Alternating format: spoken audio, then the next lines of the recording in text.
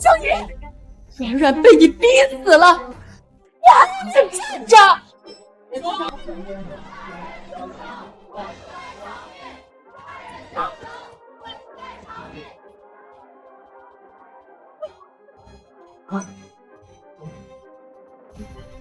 江隐，都怪你，是你逼死了苏冉，还不快给我跪下磕头认罪！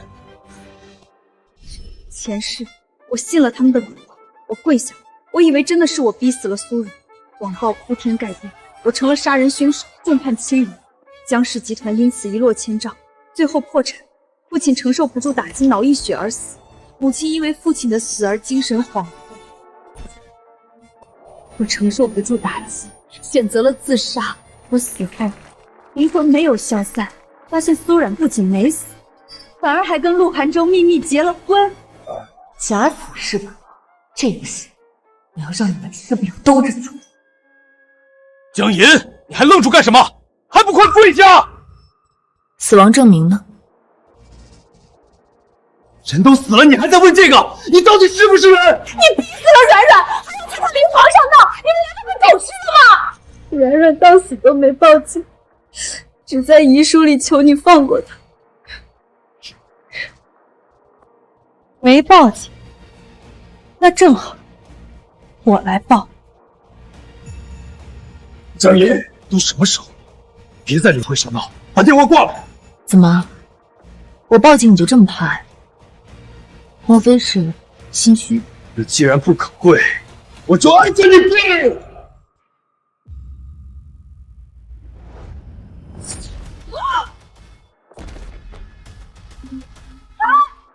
你还敢动手？江隐，你到底想干什么？我想报警。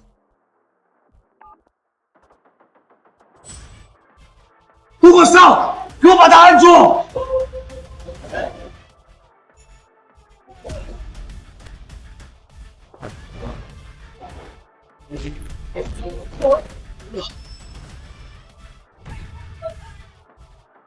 严惩杀人犯！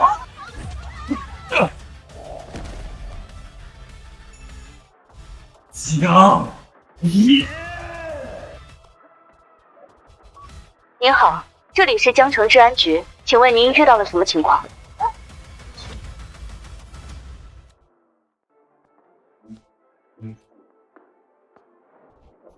江隐，把电话挂了。为什么？江隐，不要再闹了！周冉已经死了，你难道想让他死了都不得安宁吗？所以才更该报警。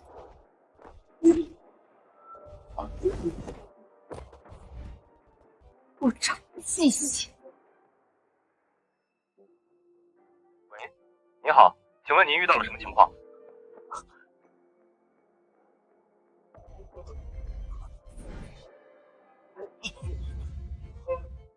喂，你好，请问出什么事情了？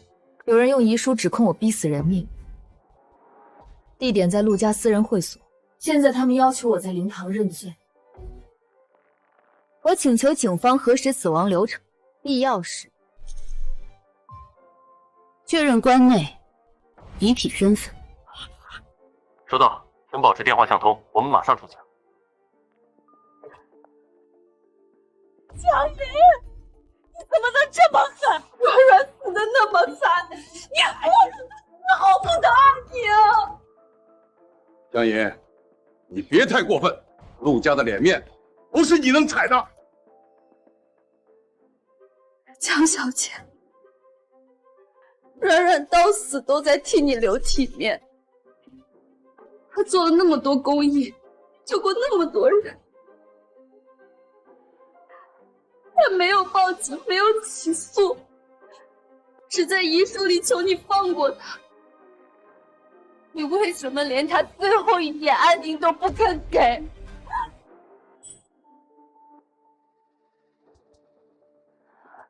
许小姐，我有个问题想要问你。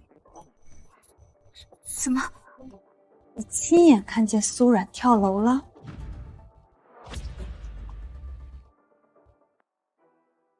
怎么不说话了？这是一个很难回答的问题吗？直播里所有人都看见了。我问的是，你亲眼看见了？你这是在审问犯人吗？冉冉都死了，我们陆家是造了什么孽？安州怎么会看上你这种铁石心肠的女人？听听外面的声音，这就是你做的好事，陆家的脸都被你丢尽了。120出车记录呢？这个问题这么难回答吗？那我换个问题，那口棺材谁淹过？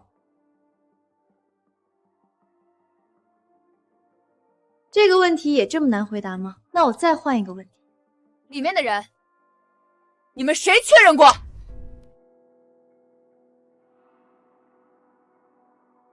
你们什么都没有，只有一封写满我名字的遗书和一口从头到尾没人打开过的棺材。然后你们就弄了这么大阵仗，逼着我跪下道歉。凭什么？就凭你们脸大吗？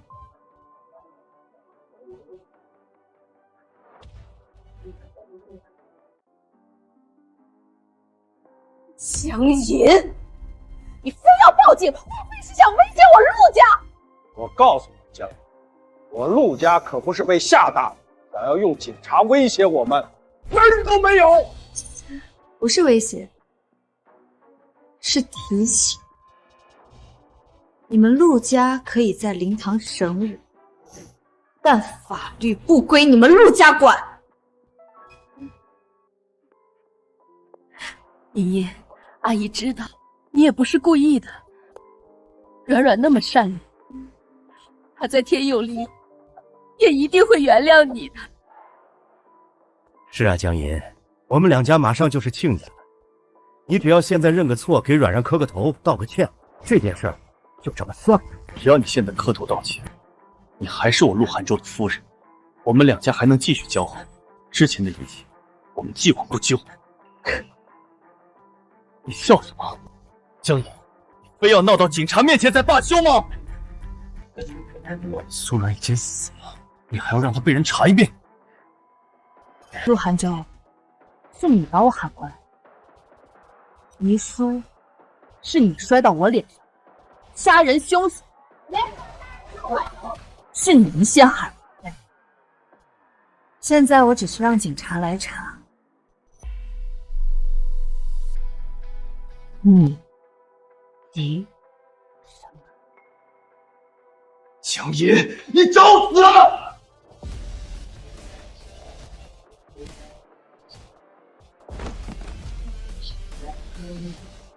我自掉地。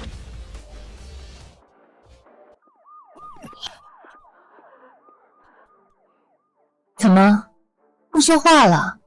是心虚了，还是没有提前商量好话词，不知道该怎么回答了？江银，你少在这里胡搅蛮缠！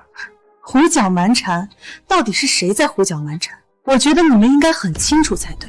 你知人知面不知心，幸好你还没有跟我家韩州结婚，我们陆家不需要你这种蛇蝎心肠的儿媳。知人知面不知心，这句话是说给你们自己听的吧？如果你们不心虚的话，为什么就这么不希望我报警？为什么就这么抵触警方来呢？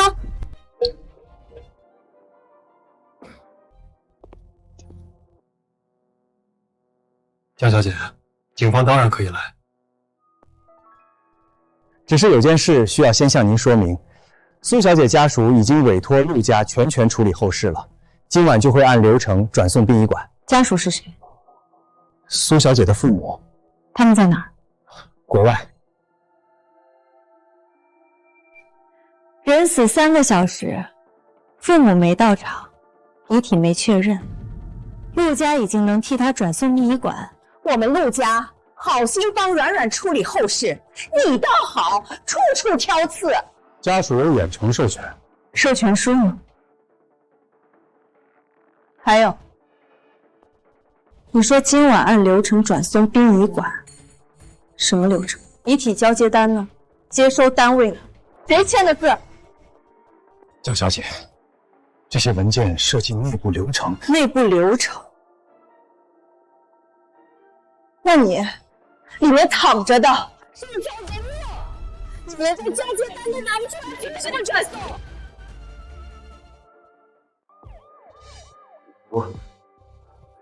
这些。江姨，你够了！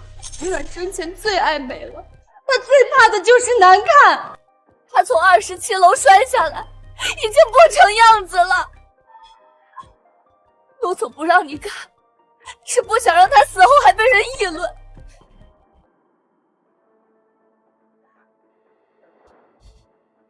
你听见没有？我们是为了保护软软的体面。我们不想让你看，是不想让软软死都不得安宁。江爷，你实在是太冷血了！我们不像你，只会用最恶毒心思来揣测别人。我们只是想让他安安静静的走，你为什么就是不肯放过他？说完了吗？我说要看了吗？我问的是死亡证明、遗体交接和家属授权，但你们4个每次都往体面上扯。10分钟的时间内，我提出的每个问题都被你们用各种方式打断，这让我不得不怀疑，棺材里根本就没有你们说的那个人。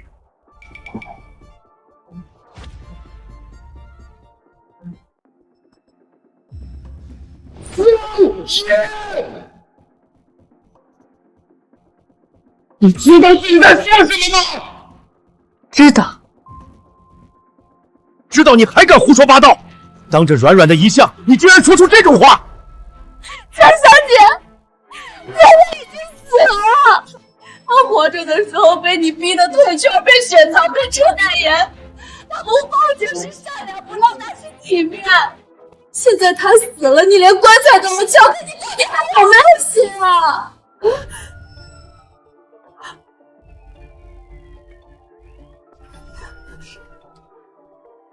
江银，陆家可以不计较你刚才打了韩州，也不计较你报警，只要你低头认下这件事，一切还有转圜的余地。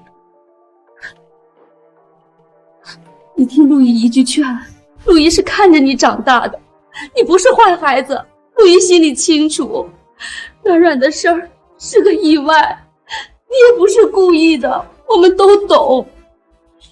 警察马上就到，一旦闹大了，对江氏不好，对陆家也不好，对不对？我们2家马上就要办婚礼了，这个时候传出这种丑闻，宁宁，听一句劝，亡羊补牢，为时未晚。你现在只要诚心诚意对着软软磕头认个错，一切都还来得及。江爷，妈说的对，你跪，外面的人就散了，江氏的脸面也保得住。江爷，你也不想闹到2家董事会都下不来台，对吧？江小姐，软软已经死了，你就让她安安静静的走吧。唱完了，硬的不行来软的，软的再来带刺的。4个人搭台唱戏，配合的挺默契。既然你们说完了，那接下来该轮到我。既然你们口口声声说苏软死，那从现在开始，每一步都拿证据说话。而接下来的第一步，就是先给我证据。棺材里的人，到底是不是苏软？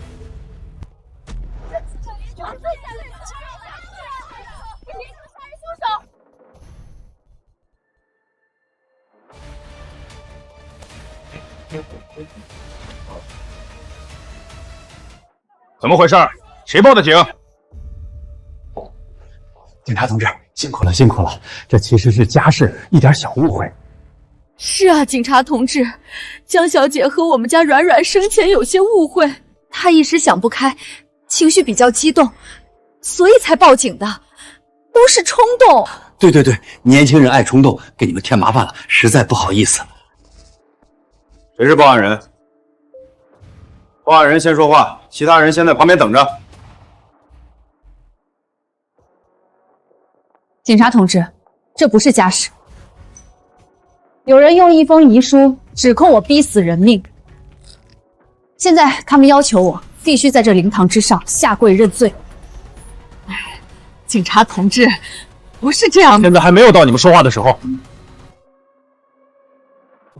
女士，您继续。而且他们准备在没有死亡证明、120急救记录、遗体交接单以及家属授权核验的情况下，把所谓的遗体连夜专送到殡仪馆火化。他说的是真的吗？我在问你话，这位女士说的是不是真的？警察同志，这里边有误会。我没问你，回答我的问题。我们死者在哪里？苏小姐遗体就在关内。遗体？死亡证明呢？警察同志，这是苏小姐坠楼后的医疗情况说明。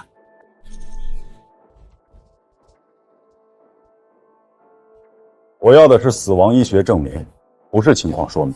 因为当时的情况有些特殊，流程还在补。按照你们的说法，人已经死了整整3个小时，灵堂已经搭好了，遗书也公开了，甚至连将尸体转送到殡仪馆火化的流程都安排好。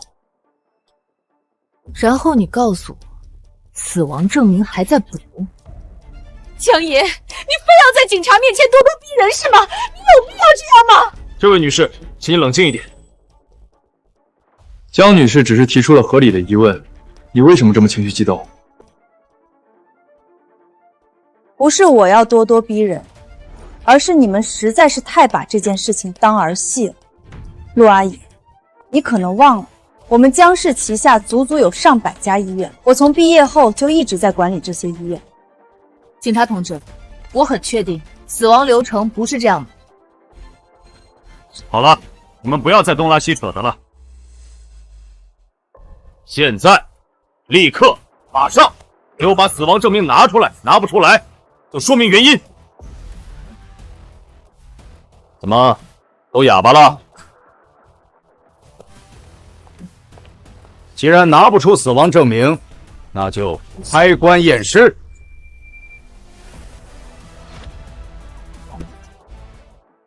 警察同志，你能拿出死亡报告？虽然没有死亡报告，但苏阮是从陆氏酒店27楼跳下去的。当时直播间里所有人都看见了。对，没错，直播间里10几万人都看着呢，10几万人都能作证。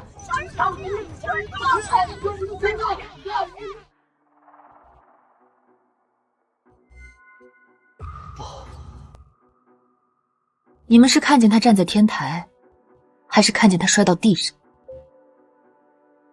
警察同志，你们别替他狡辩。江小姐，你为什么非要扣这种字名？软软最后那段直播还不够清楚吗？他哭着说你逼他，哭着说撑不下去了，然后你脑就黑了。不是跳楼还能是什么？镜头黑了之后发生了什么？你看见了？你没看见，你们也没看见。直播间内的10几万粉丝没看见。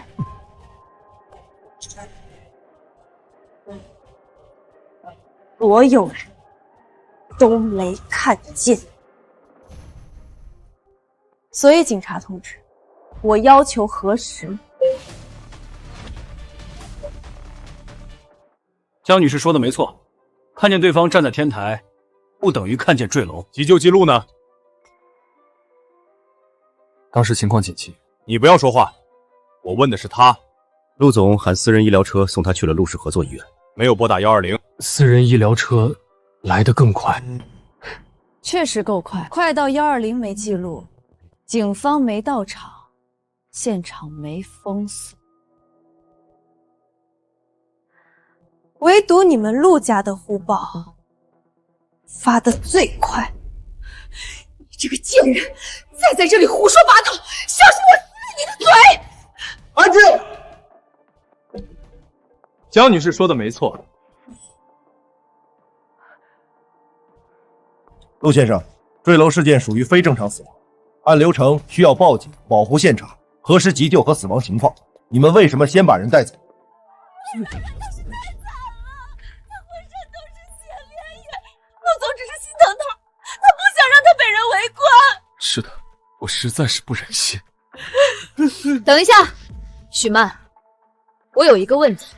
江银，你又想干什么？你看到苏冉浑身是血的模样吗？如果我没记错的话，你之前说直播黑了以后，没人看见接下来发生的事情，就连你自己也没看到啊。现在又说他浑身是血，那么你到底是看见了呢，还是没看见呢？许小姐，请你回答问题。你到底是看见了，还是没看见？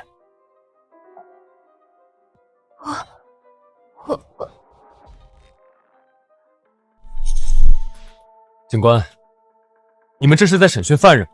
许小姐作为死者经理人，可是受害者。她要是没说谎，又怎么会怕人问？还是说你们怕她再说错话，露出更多马脚？江银，陆先生，请你配合调查，不要妨碍公务。许小姐，我再问你一遍，是谁告诉你苏冉浑身是血的？是酒店的工作人员。哪个工作人员？叫什么名字？我当时太乱了，没记住。这位女士，请你之后配合做笔录。先确认一下，到底有没有120的出车记录？你好，市急救中心。我是江城市局，警号82323，需要核实今晚陆氏酒店是否有120出车记录。请稍等，正在查询。你好，今晚没有陆氏酒店及周边5公里的120出车记录。解释一下。没有120记录，没有死亡证明，没有报警流程。陆寒舟，你们为什么一直在绕开正常的流程？江银，你怀疑我？我怀疑的是证据。你如果有，就拿出来；没有，就不要一而再再而三的搞出这种幺蛾子来阻碍警方查案。警察同志，苏小姐家属的确已授权陆家处理后事，我们并没有逃避调查的意思，只是死者生前公众影响力较大，陆家出于保护死者隐私，才先做了部分安置。保护隐私，保护到粉丝和媒体都提前到了灵堂门口。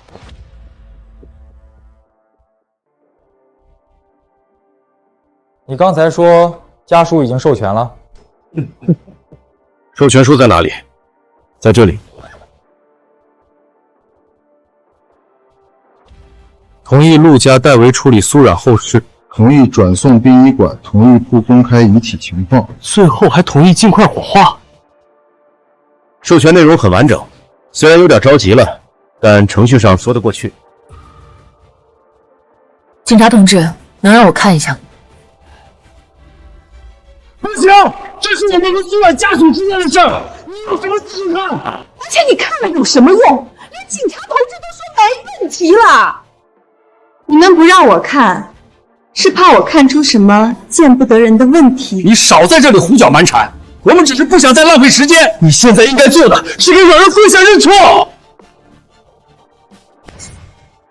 你看吧。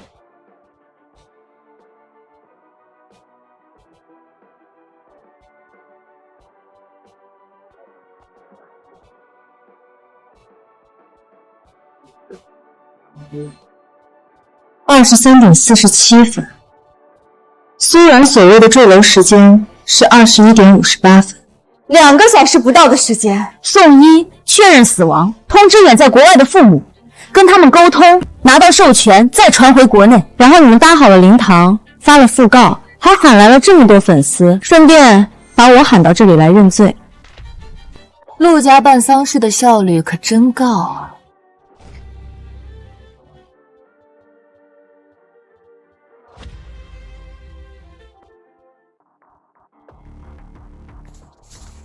江女士提出的疑点很关键，这个时间点确实不合常理。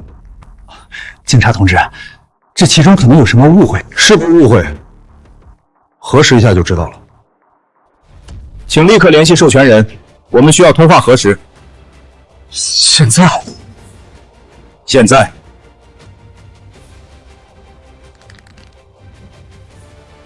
看免提。江爷，别闹了。警察核实授权人，你说我闹？陆寒舟，难道你们的授权书经不起问？拨电话，开免提。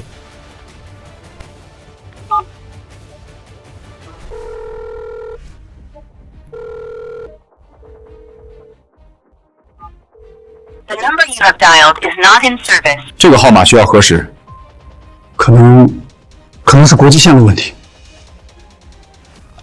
指挥中心，需要核实境外授权。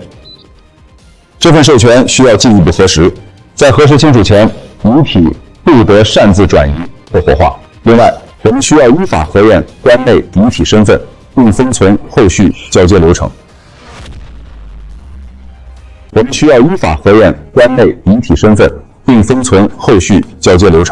听见了吗？警察要验棺，现在。江野，你一定要做到这一步。人不是死了吗？开棺而已，你怕什么？陆先生，请配合查看棺内遗体。陆先生，不行，软软已经这么惨了，你们还要打开他的身份？警察同志，软软生前最爱漂亮了，她从那么高的地方摔下来，已经不成样子了。求你们，别让她最后还被人围着看。我们不是公开瞻仰，只是核实关内遗体情况，请让开。我不让！你们谁也别想动软软！妈。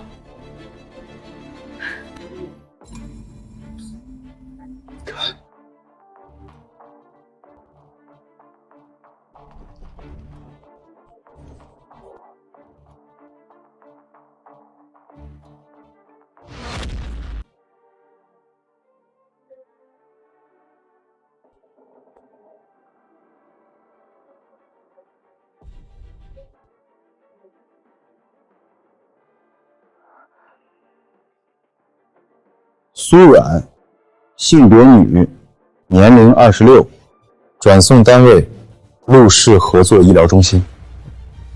没有医院的腕带，没有警方封条，也没有殡仪馆的接收编号，只有你们陆家自己贴的标签。这是谁贴的？是医疗中心那边贴的。交接单呢？你笑什么？没什么。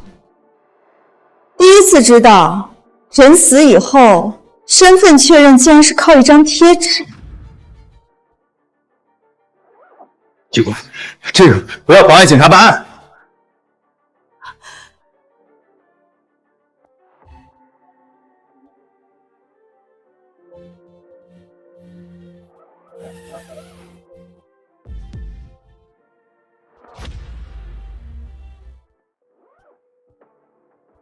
遗体损毁严重，现场无法通过肉眼确认身份。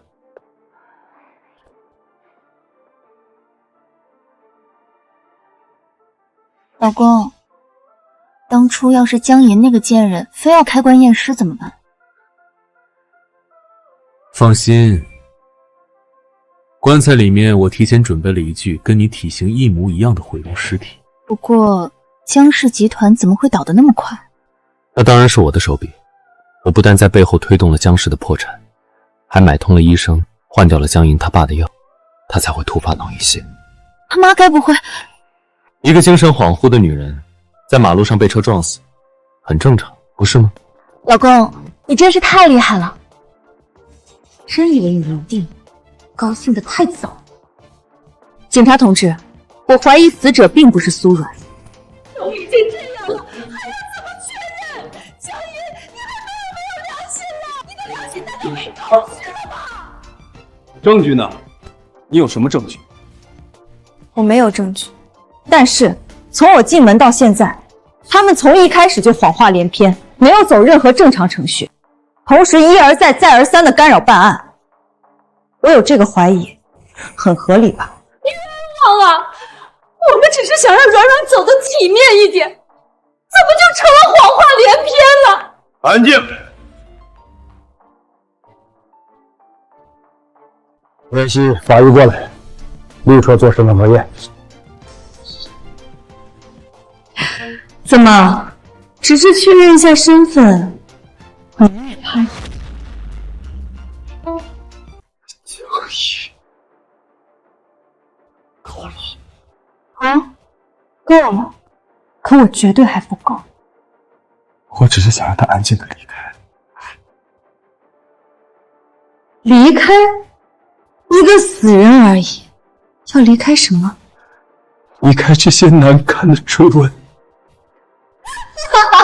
你笑什么？我笑什么？我当然是在笑你们这些人了。江银，怎么？证明我逼死苏软的时候，一封遗书就够。现在让你们证明棺材里的人是苏软，怎么就这么难？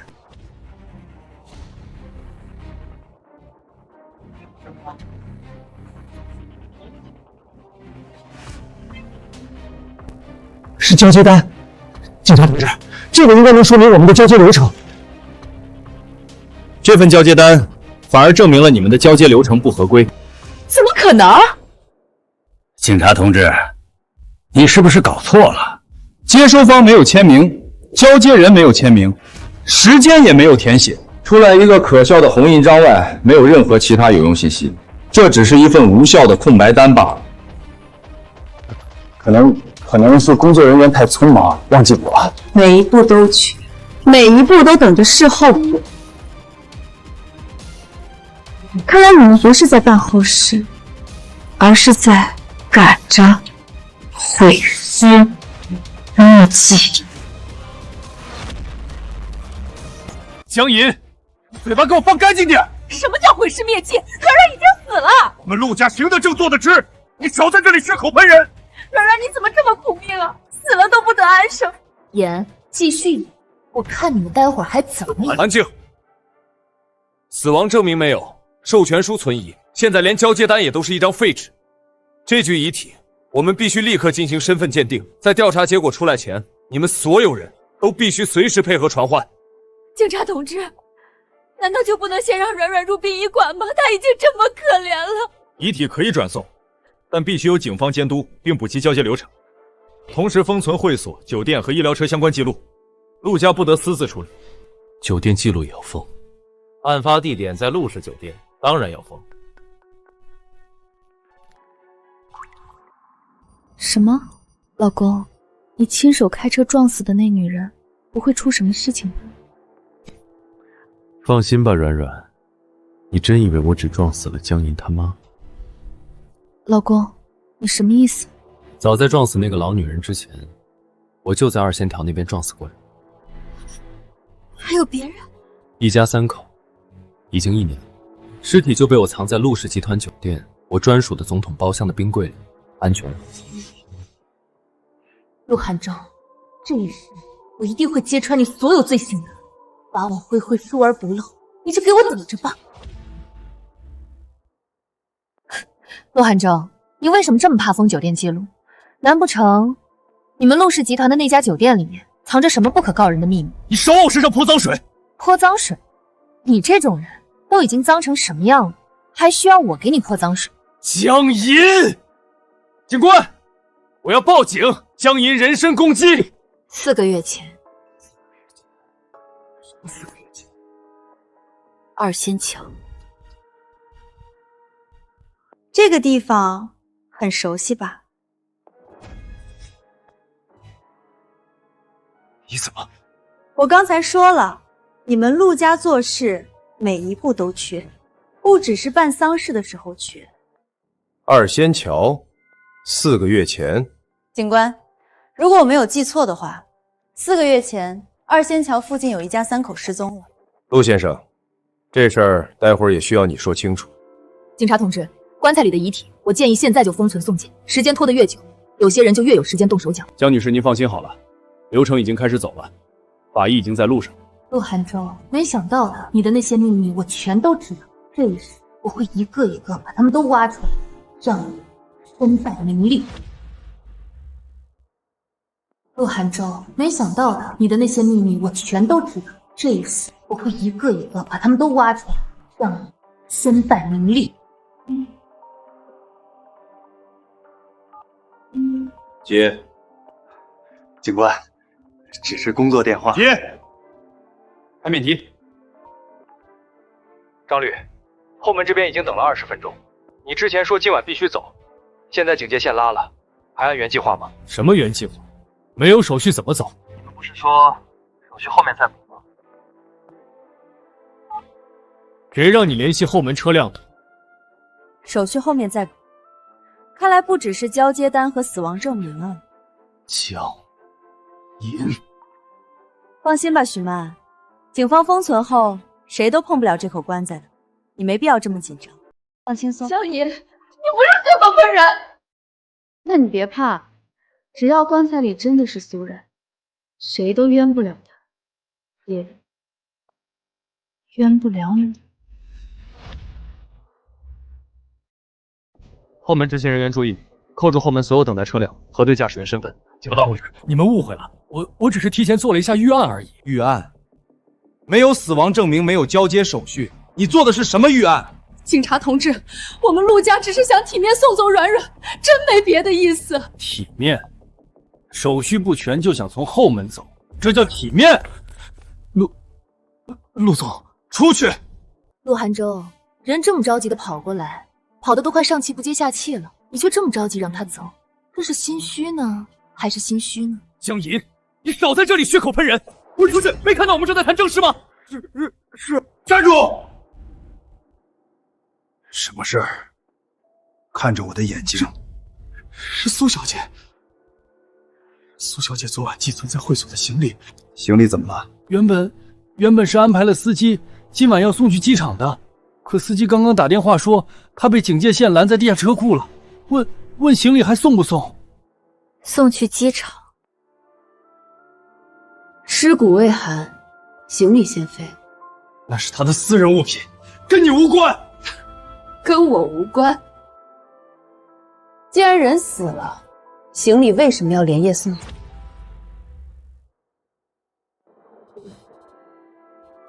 怎么，你还想问责？陆先生，不要转移话题。谁让你进来的？外面封了，司机被拦在地下车库，然后说按规定必须让主办方确认，我才过来的。什么司机？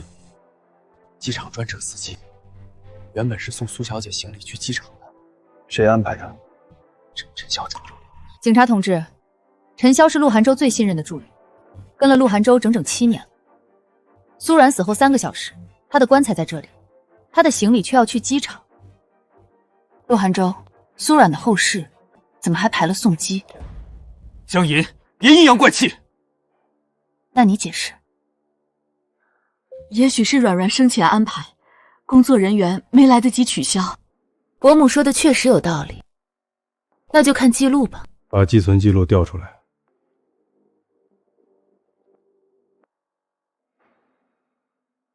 昨晚20点37分寄存的行量，今晚21点58分跳的娄子的沙，提前1天寄存，死亡当晚送机场。陆寒舟，你告诉我，苏婉是预感自己要死呢，还是预定自己要走？陈潇现在在哪儿？不知道，我一直是按他的电话指令办事。不过，刚才司机被拦下后，我再打过去就打不通了，怎么也打不通，所以我才会过来。看来你的助理失联了。我会让人找他。别麻烦了，我们警方会找的。警察同志，这可能只是苏小姐生前的出行安排，突发意外后，工作人员没来得及取消，才造成这个误会。误会？那就让陈潇回来当面解释吧，到时候就能真相大白了。软软她原本就是要走的，她最近状态很差，非常差，说是想离开南城去港城疗养一段时间。行李和车都是我私下拜托陈助理安排的，陆总他并不知道细节。许曼，你确定？我是他的经纪人，我当然知道他的安排。是吗？那他是什么时候给你的遗书？昨天几点？昨天他今晚安排了这么多事情，然后准备要去港城疗养，你知道的一清二楚。可问到遗书的来源，你就记不清了。徐女士，关于遗书的来源，需要你配合我们详细说明。你太过分了！他跟苏冉情同姐妹，本来就因为苏冉自杀的事情导致精神有点受打击，你现在还这么逼问他，还这么审他，你还是人吗？你这个没有良心的女人，不要把所有人都逼死才甘心吗？做人留一线，日后好相见。江莹，你不要太过分。行啊，那不审他，审你好了。你是个什么东西？你有什么资格审问我儿子？江林，你别忘了，你现在可是杀人凶手，你是个罪犯，你没有资格。请注意你们的言辞。江女士并不是罪犯，关内死者身份不明，所谓的死者到底有没有死，还不一定。江女士确实没有审讯的资格，但我有。陈潇是你的助理，是安排行李送去机场，这些事儿你知情吗？苏然本来就有出国治疗的计划，我只是让陈潇保留了他原本的行程安排。保留到他死后3个小时，还让司机继续去机场送行李。陆寒舟，你保留的到底是行程，还是后路？江女没有资格审问我。江女士的问题就是我们警方的问题，我们也想问你到底在保留什么，请你给出一个合理的解释。联系本部，让他们立刻跟南城国际机场核实。机场那边的回信来了，机场那边确认，今晚23点50确实有一条 VIP 通道预约记录，预约备注里还有一名同行女性，而且随行行李登记信息和苏小姐寄存的行李一致。目的地呢？港城。陆氏公益基金有个境外疗养项目，就在港城，也是陆寒舟一直不肯在婚前让我们江氏查的一笔账，那笔账绝对有问题。苏冉今晚要去港城，预约人是陈潇，目的地是港城。陆寒舟，你还说这只是保留行程？港城有疗养中心，他只是去治疗。治疗？人已经死了，治疗行程还在。遗体要送殡仪馆 ，VIP 通道却没取消。陆寒舟，你到底想让他去哪儿？寒舟，别让他们把事情扯到港城，那边一闹开，我们陆家的脸往哪儿搁？陆阿姨，苏然死了，你不急着查凶手，倒先急着保陆家脸面。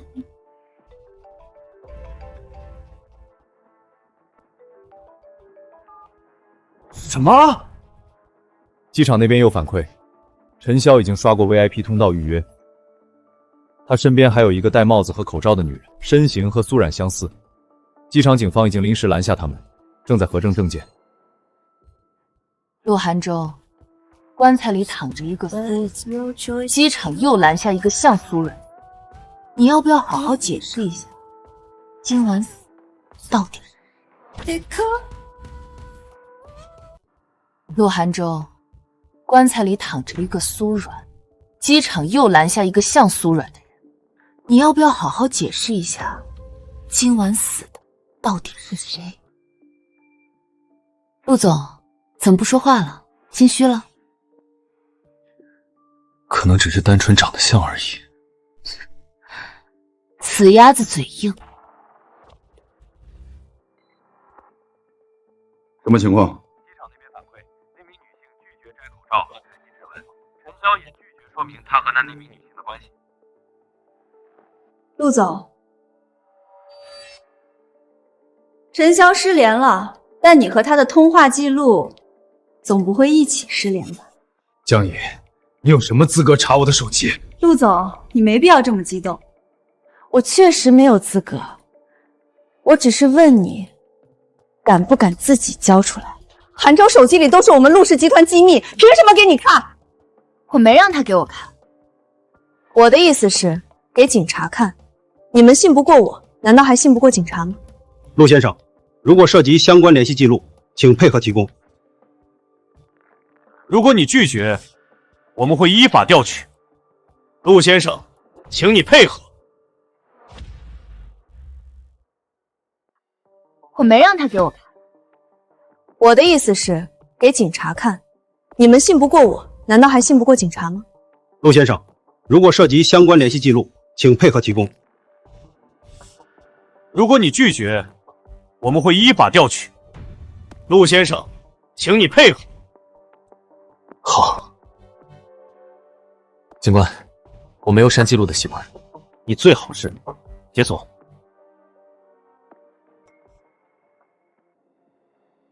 今晚10点19分、10点43分、11点08分、11点36分，一共有4头电话。你有什么想说的吗？苏然所谓的坠楼时间是晚上9点58，他死后，你和陈潇通了4次电话。后事需要安排。后事是安排他进棺材，还是安排他去机场？时间11点49分，内容只有一句：陈潇，陆总，苏小姐行李信息已录入，港城路线不变。陆先生，请不要干扰取证。港城路线不变啊，真是有趣。陆寒舟，你有什么想说的吗？陆寒舟，怎么不说话了？是不知道该怎么解释了吗？那不妨听听我帮你找的理由。港城路线不变，这话的意思是，就算苏然死了，也得把他的尸体打包送去港城度假。他确实要去港城，这件事我知道。韩舟，你在胡说什么？哦，你刚才可不是这么说的。我没记错的话，你刚才表达出来的意思是完全不知情啊。我最近公司事多，压力太大，加上苏冉自杀的事情，让我脑子有点混乱了，所以记错了，不行吗？哦，不管你信不信，事实就是这样。继续。苏冉最近精神状态很差，抑郁严重。她之前跟我提过，想先离开南城这个伤心地，去港城疗养一段时间。我答应了她的请求，安排了行程。警察同志，这个应该没什么问题吧？不好意思，还真有。苏冉9点58分坠楼，11点49分，跟了你7年，你最信任的助理还在跟你确认港城路线不变。陆寒舟，我问你，难道死人也要走 VIP 通道吗？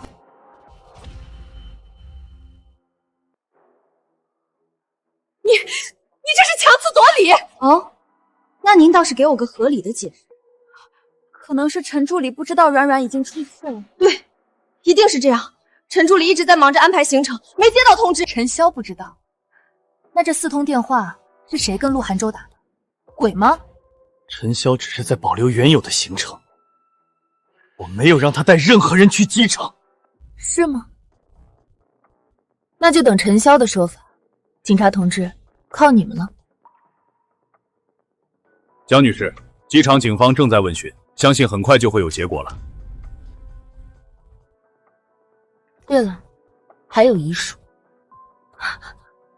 许曼，你刚才口口声声说遗书是苏冉提前放在你那里的，那就麻烦你把原件和电子稿的都交出来吧。电子稿，怎么拿不出来？我需要回去找。苏冉才刚死3个小时，你就能拿着纸质遗书第一时间冲到这里来指控我？现在让你拿电子稿和原件，你却要回去找。许曼，你是在耍我，还是在耍警察？徐女士，请你解释一下电子稿在哪里？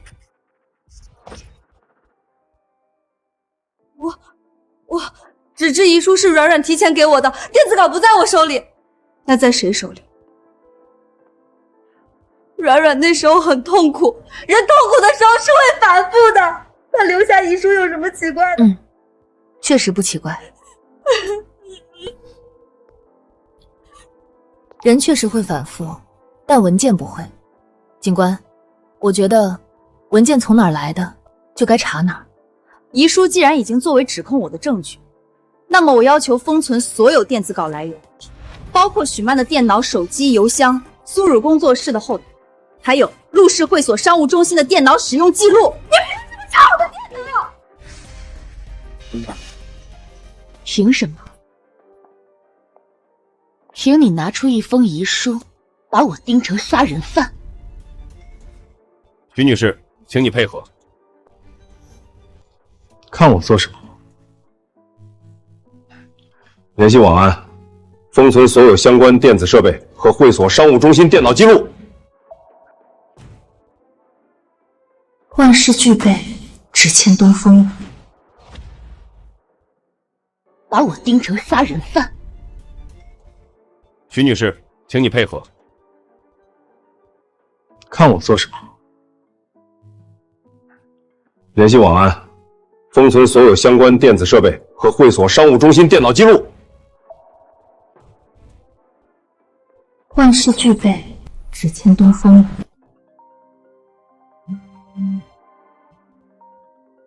东风来了。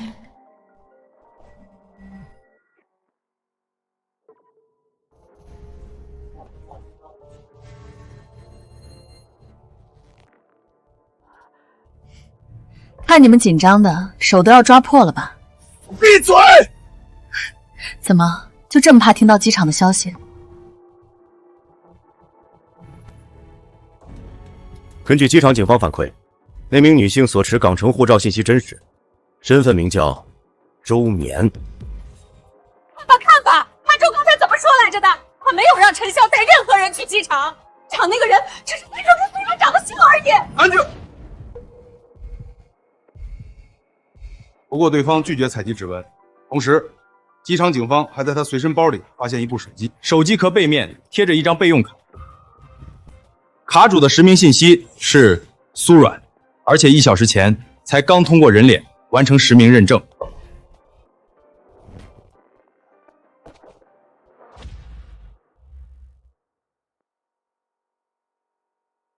人去机场，场那个人只是单纯跟苏院长的姓而已。安静。不过对方拒绝采集指纹，同时，机场警方还在他随身包里发现一部手机，手机壳背面贴着一张备用卡，卡主的实名信息是苏软，而且1小时前才刚通过人脸完成实名认证。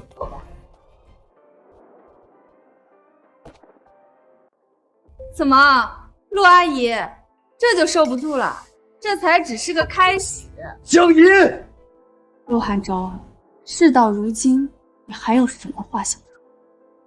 肃静。江女士，机场警方那边已经将陈潇和周绵带回进一步核查了。不过陈潇那边拒绝说明周绵与苏软的关系，并且坚持有权保持沉默，直到你的律师到场。陆寒舟，你的助理带着一个长得像苏软的女人，拿着伪造的港城身份，包里却装着苏软实名认证的备用卡，被机场警察拦下，第一反应不是解释，而是等你的律师。陆寒舟，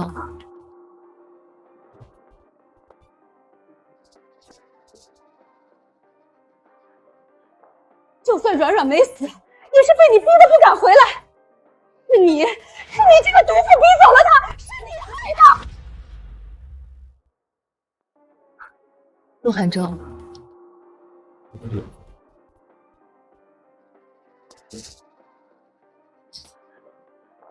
就算软软没死，也是被你逼得不敢回来。是你这个毒妇逼走了他，是你害的。什么？江银他妈被车撞死了？哎呀，这个真是太不幸了。死得好，真是大快人心。韩超，告诉你一个好消息，江银他妈死了，被车撞死了。那我实话跟您说吧，江银他妈是我开车撞死的。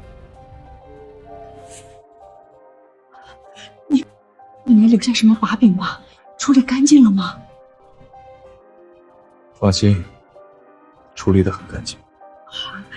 那就好，那就好。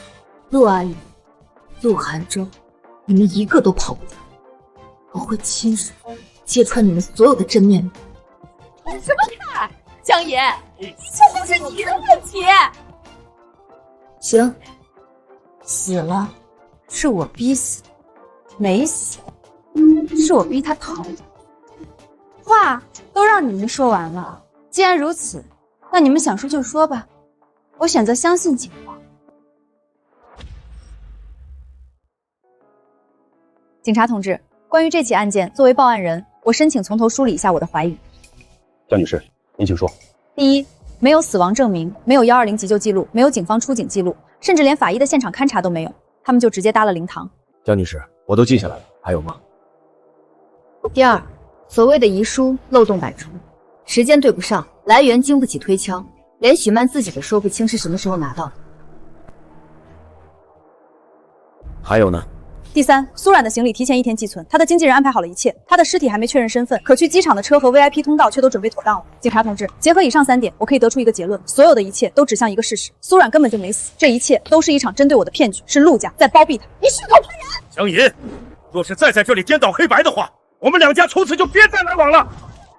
陆兄，看在我们两家这么多年的情分上，求你帮帮忙，杨氏不能倒啊！情分？江银逼死苏冉的时候，可没见你们讲情分，跪在这里像条狗一样。你女儿呢？让她也来跪下，跪下认罪。陆兄，爷爷他不是故意的。那你就在这跪着吧。江氏破产是你们咎由自取，我陆家的钱不救杀人犯的爹。陆老子，前世我爸跪在你面前，你却故意见死不救，百般羞辱，我还巴不得跟你们断绝往来呢。断绝往来就断绝往来，你以为我稀罕？江银，你知道你在说什么吗？哦，对了，还有最后一点，陆氏公益基金港城账目。这和基金有什么关系啊？没关系，这么紧张干什么？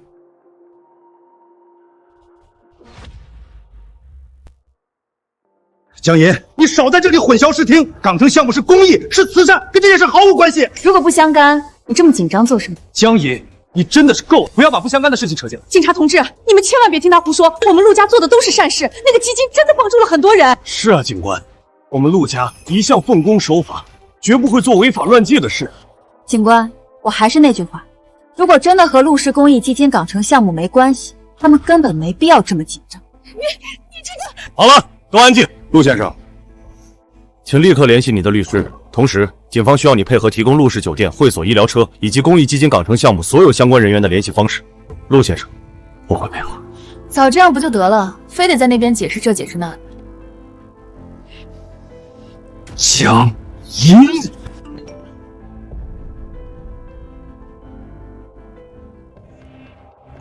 队长，看这个。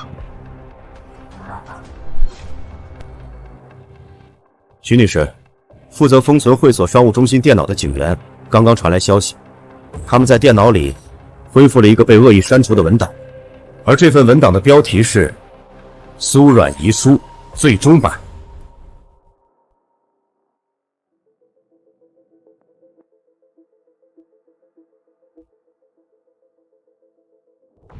最终版。徐曼，死人写遗书还分版本啊？我……警察同志，能把遗书内容投屏出来吗？我想看看这个所谓的遗书最终版到底是什么样。我相信你们肯定也很好奇吧？可以。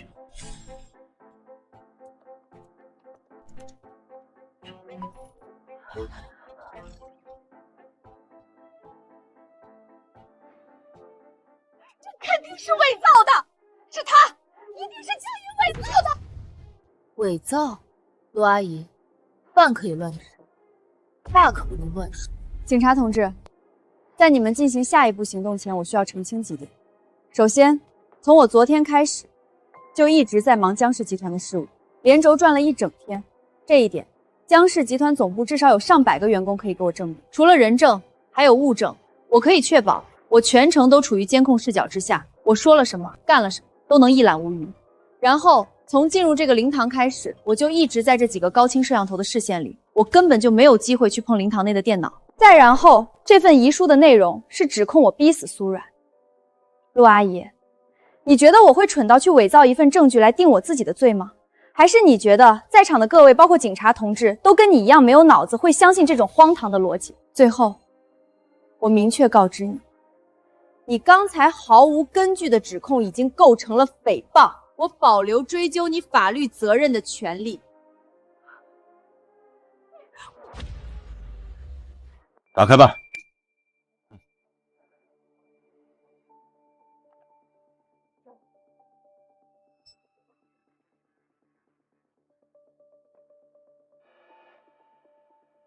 警察同志，能不能看一下这份遗书到底是什么时候写的？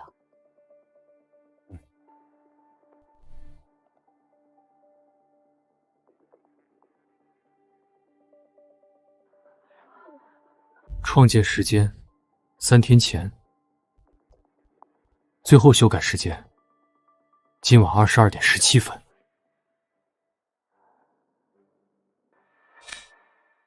苏软直播黑屏的时间是21点58分，也就是说，在他所谓跳楼后的19分钟，这份遗书还在修改。陆寒舟，我想请问一下，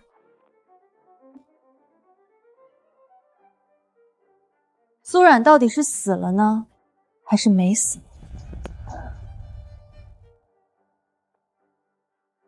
陆阿姨，你说呢？我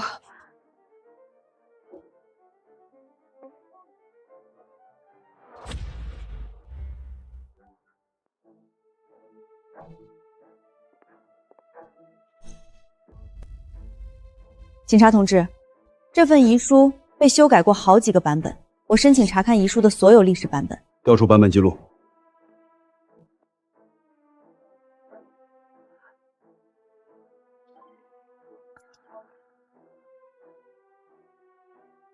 这第一版里好像没有提及我的名字啊，没有提及江林这2个字，也没有逼死、退圈、陆寒舟这3个词。看第2版。第2版多了陆寒舟，但依然没有我。看最终版。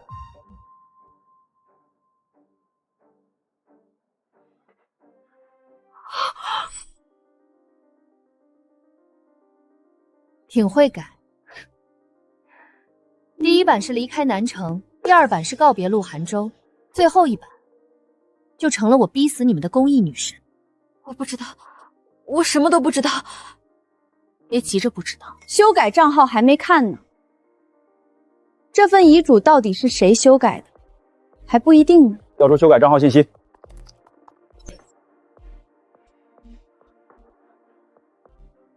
紧张吗？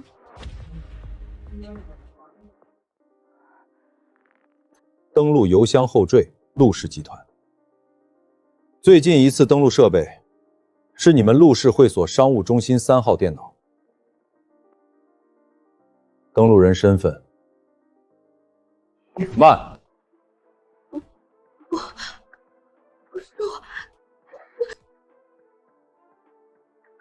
你想清楚再说。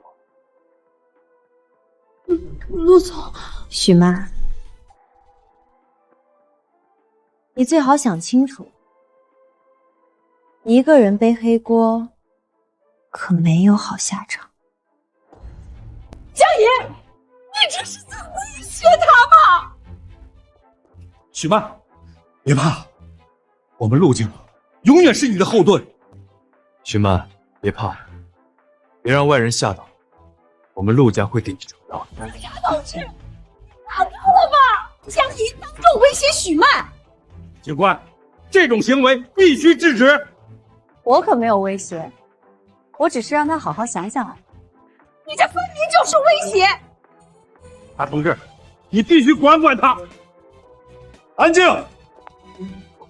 许小姐，现在的证据已经确凿，登录账号是你，设备是你用的，修改记录清清楚楚。许小姐，现在的证据已经确凿，登录账号是你，设备是你用的，修改记录清清楚楚。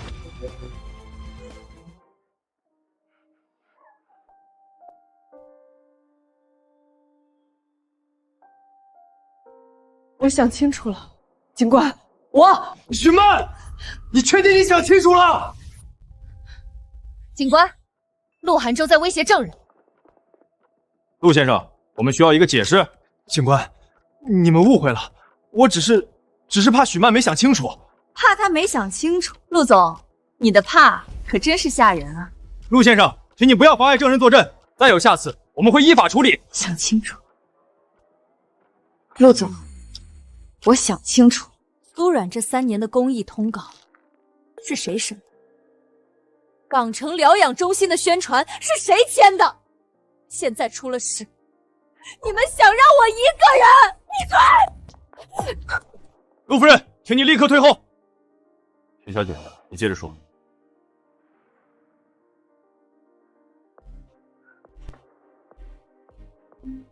苏冉根本没死。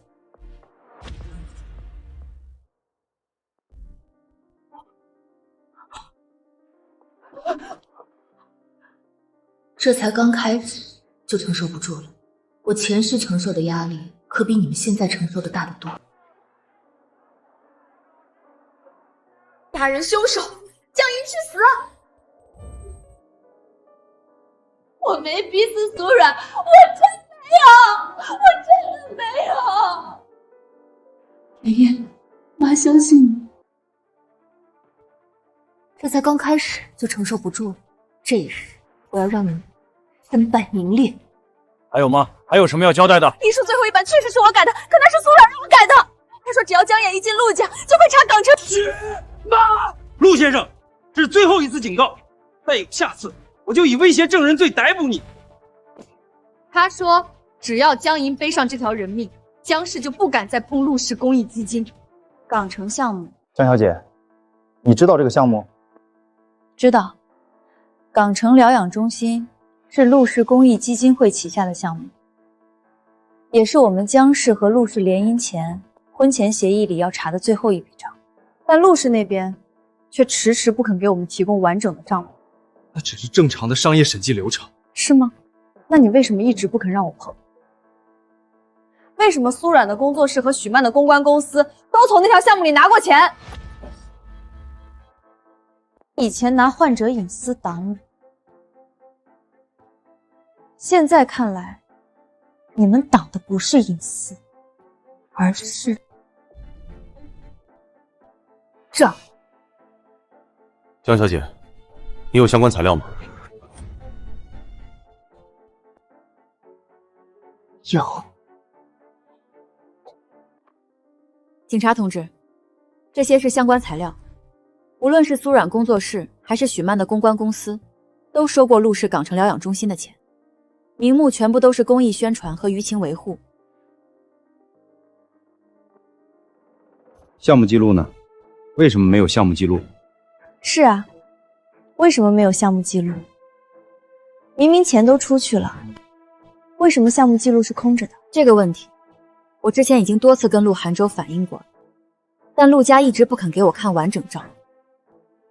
单笔金额不小，名目却模糊，这些资金流向必须立刻封存查账。所以你早就在查陆氏？我是在查我婚后要接手的项目。你陆寒舟，你不是一直说我太强势，太咄咄逼人，连公益项目都要拿账本衡量吗？现在看来，我要是再晚一点查，这本账就该用我的命来折了。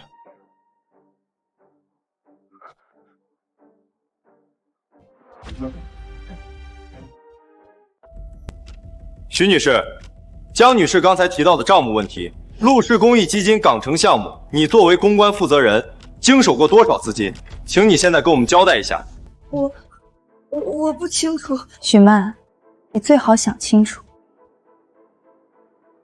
这可是数千万的账，一旦查证，你这辈子就别想从监狱里出来了。这不是我拿的！许曼，你疯了！在这里胡说什么？我没疯，我没有疯，我拿的。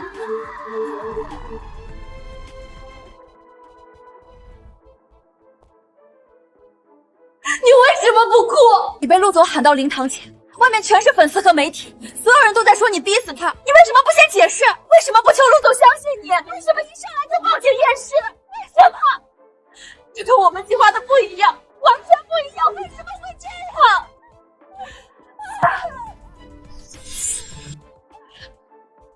上一世，我哭了，也求了，可换来的却是万劫不复的深渊。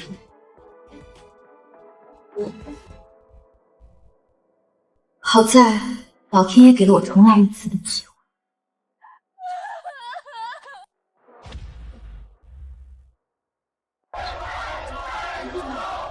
把所有文档和账号记录立刻封存。明白。保安组注意，封存会所商务中心电脑，还有修改账号、邮箱所有备份，一个都不能漏。收到。另外，立刻通知相关部门调取陆氏公益基金港城项目全部资料。我的意思是，基金涉及患者隐私，不能随便查。陆夫人，只是查基金，你急什么？江爷，不要闹了，基金的事到此为止，现在不是时候。那什么时候是时候？等苏冉换身份到了港城，还是等江家放弃审计权？陆寒舟，你可以说不知道遗书最后一版，但你知道，他要去港城，知道棺材必须赶在警方前送走，也知道港城那本账不能落到我手里，所以你并不无辜。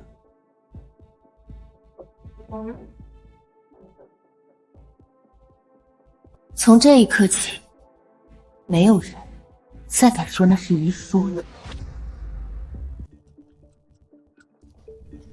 队长，机场最终核验出来了。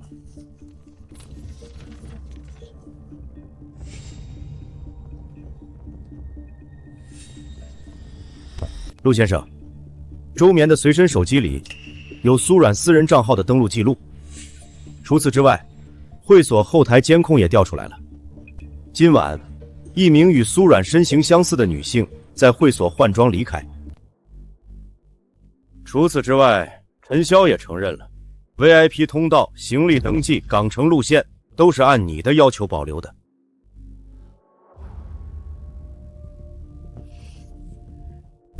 另外，关内那具所谓的苏冉遗体，初步确认来自陆氏合作医疗中心，是一具原本应该入库登记的无人认领遗体。按照记录，4个小时前被违规调出。也就是说，关内遗体不是苏冉，苏冉涉嫌假死。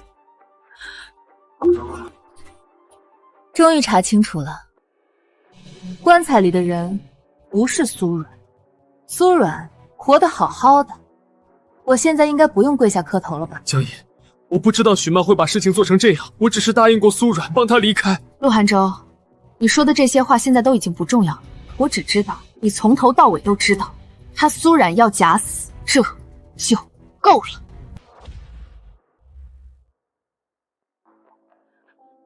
江爷，江氏不能撤资，港城项目也不能交出去，我们陆家经不起这种丑闻。陆夫人，苏冉死没死我不急，我有没有被冤枉你也不急。现在轮到陆家出事，你就坐不住了。江爷，妈的，闭嘴！你们陆家所有人，今晚每一步都没把我当人看，用一封假遗书，一具假尸体把我定成杀人犯，把全南城的粉丝、媒体都喊到这门口骂我，然后逼我跪在这里磕头认罪。陆夫人，你说陆家经不起丑，那江氏经得起。你要做什么？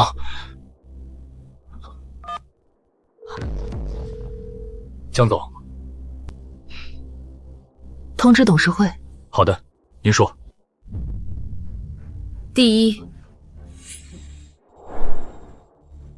终止江氏和陆氏公益基金的一切合作。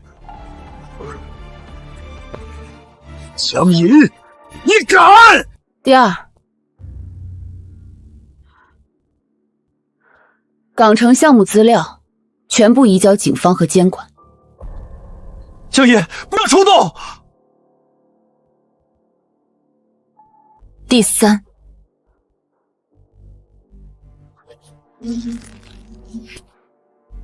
同步公布江氏与陆氏解除婚约声明。江银，明白，江总，我立刻去办。你一定要做到这个地步。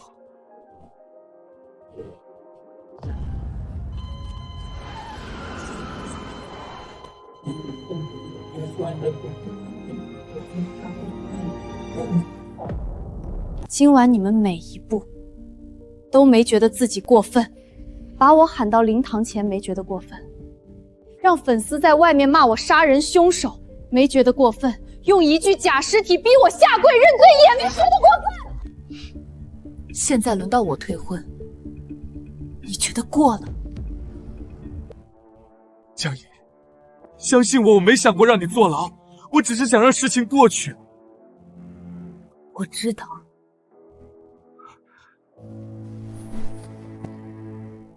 你只是想让我退一步，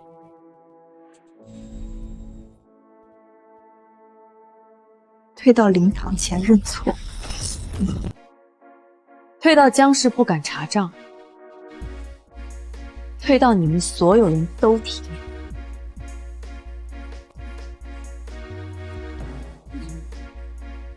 可我凭什么退？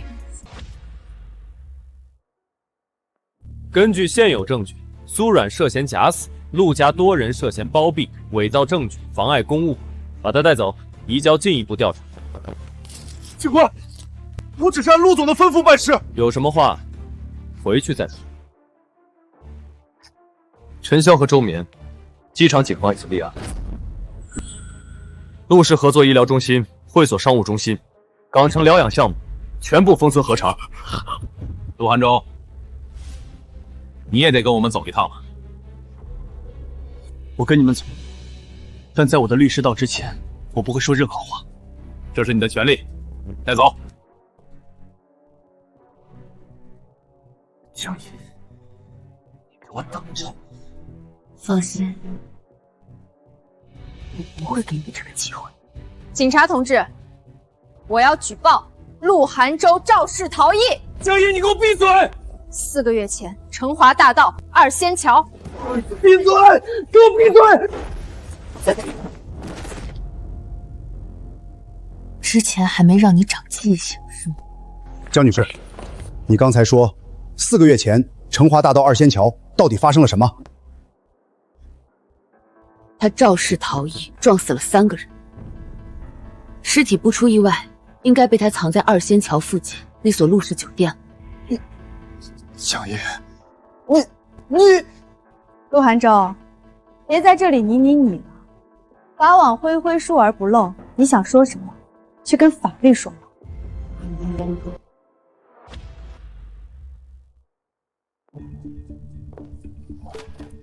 江总，这是最新的情况汇总。昨晚周眠和陈潇在机场被警方带走，苏阮的真实身份也被核实。第二天，也就是今天早上，苏阮涉嫌假死、伪造遗书和恶意诬陷的消息已经传遍全网。截至目前，苏阮工作室的社交账号已经全部被封停，所有代言方和他参与的公益项目都在今天早上发了解约函。许曼的公关公司也被查封了。陆氏合作的医疗中心，所有违规调出无人认领遗体的相关负责人已全部停职接受调查。陆氏公益基金的港城项目也被监管部门正式接管核查。陆涵洲被暂停了在陆氏集团的一切职务，且被控告肇事逃逸以及谋杀等多项罪名。还有，陆氏董事会也发布了紧急公告，暂停了陆涵洲对港城项目和公益基金的一切权限。退回去。明白。那我们准备的追责方案还照常进行吗？照常。不撤诉，不和解，不接受任何私下道歉。